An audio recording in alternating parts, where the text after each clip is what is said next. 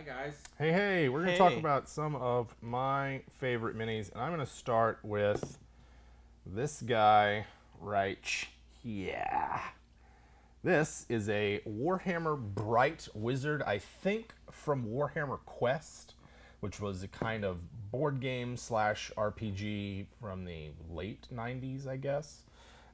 This would have been one of the expansions. This is probably one of the not one of the first miniatures I painted, but certainly part of like the first phase of my miniatures painting, where it was bad bad paints, not using any sort of like paints that are meant to be used on pewter miniatures, not using a base coat, not using anything.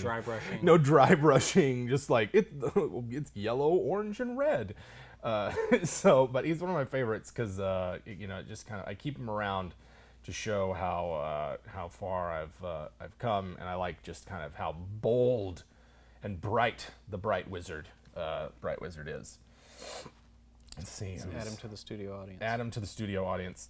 Let's see. This next guy, we'll do a villain. This is one of the Lord of the Rings Mordor orcs, I guess, maybe a captain or something. I've got a lot of these command squad from Lord of the Rings miniatures line that I use as just generic orcs and hobgoblins and things like that. So this is kind of from when I was playing the Lord of the Rings battle game, which is, of course, what this is for those of you that did not know. And so at the time I was like really experimenting for like making sure that my basing was good, trying out dry brushing techniques. I still have a long way to go in terms of like highlighting and stuff, but I like that one a lot more. I don't know that I have a name or I've ever really used him for anything, but he shows up a lot as like a captain or a warlord or big bad or something like that. Let's see. We'll do one of these. This one, I think, actually Emma painted. Jumping thief, assassin, rogue with like the daggers poised to strike. It's like I love the movement in the miniature and how just action-packed it feels. It's got energy. It's got energy. And Emma's painted a few of the miniatures that I have. Mostly she just would paint like her character. I forget which one that was from, but I think that might have been one of the characters that she used in the Tyranny of Dragons game, maybe. It doesn't look like Knut, her dwarf, but maybe one of the other, like a bard or assassin that she played for a while. I think she played an assassin for a while, so that might have been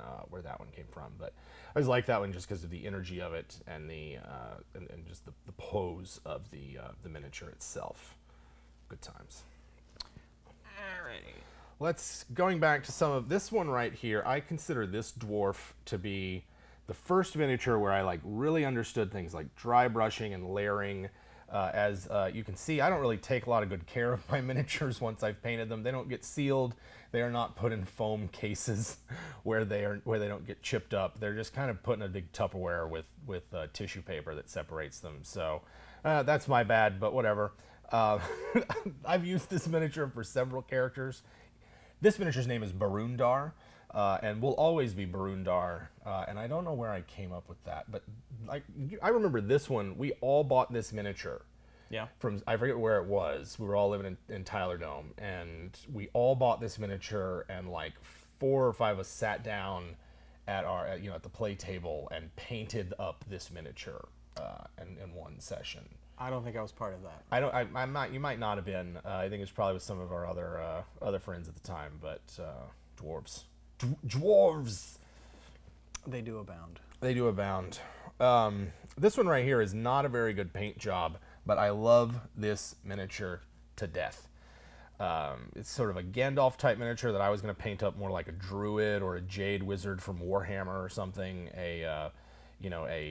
Just a nature-y type mage, but I like using him for many reasons, mostly because the flow of the robes and the hat. If I was to repaint him, it would definitely be like a Merlin wizard with like all sorts of stars and the like all over deep blue robes, that kind of thing. Oh yeah, it's definitely a Merlin. Definitely a Merlin. Let's see here. What do we have next? This one, I want everyone to see this one up close before Gandalf's staff breaks off. This is probably my favorite miniature that I have. I thought that the hair was really good. I thought that everybody can see how broken and bent that the staff is. I thought the eyes really good. The fact that I was able to actually get pupils and sort of a definition to the eyes. I think the layering on the cape is really cool. It's one of those that I took a long time with to make sure it was like really good looking, and then proceeded to not take care of at all, which is why the staff is all bent up and broken. But footage of it exists, so we can see it in its whole form before one day it ends up, like many of my broken miniatures, just in a bits box. All right, so speaking of miniatures that I expect to break one day, this is a Royal Guard from the Rohirrim line of Lord of the Rings miniatures. I have always wanted to make a character based on this miniature, you know, like heavy armor, spear, shield, sort of a Viking-esque kind of flavor. I just like the way this miniature looks, like poised to strike on the guard. This miniature line, I've got several others. This is the only one I've painted. It's obviously half finished, but like the mounted versions of these and the on-foot version of these are some of my favorite of the like good peoples of Middle-earth from that miniatures line. So I like continuing on with Lord of the Rings. Whatever. This is a Gimli that I painted in different colors to be sort of a different type of dwarf. I kind of like that one. I like the blue. I like the stripes that I was able to get in, and sort of the highlights and whatnot on the helmet and like. It's nice. It was a good run. Let's see. Here's another Gimli that I did. This one's more done up in the colors of the movies, and I think this one's had a bit more damage to it since, but it's still the same sort of like.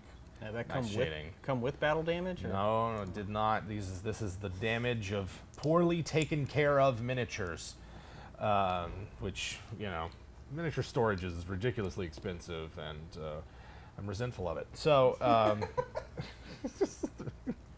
I find it ridiculously expensive. This is Aragorn, the last of our Lord of the Rings miniatures that we'll look at. I like that. I like this miniature overall. Most of the Aragorn minis were not particularly like dynamic or whatever. Like the ones from like Return of the King, he's just all, you know, looking kingly. Looking kingly. There was one where he had like a dagger in one hand and a sword in the other, but the arms would always break off. This one's from the Two Towers line, and I like it much better because it's like wearing some heavier armor. Got the nice sword pose, the running. It's a good compact mini that doesn't, you know, get in other miniatures' way a lot when you have a crowded battle mat. So it's pretty cool mini. Does double duty a lot as like just generic human warrior. Yeah. And the only mini I got is one that I won, or excuse me, I earned it by getting the killing blow on the wizard Justin. Yes. Vigilante, hand axe right between the eyes. And I got to do that on a big wizard that's blew all of his wad on counter spells and teleports. And so it was a lot of fun that night. Yeah. People chanted my name, Jim Nice. Davis. They chanted your name. Sweet. Those are some of the minis. So yeah, let's return him to the table.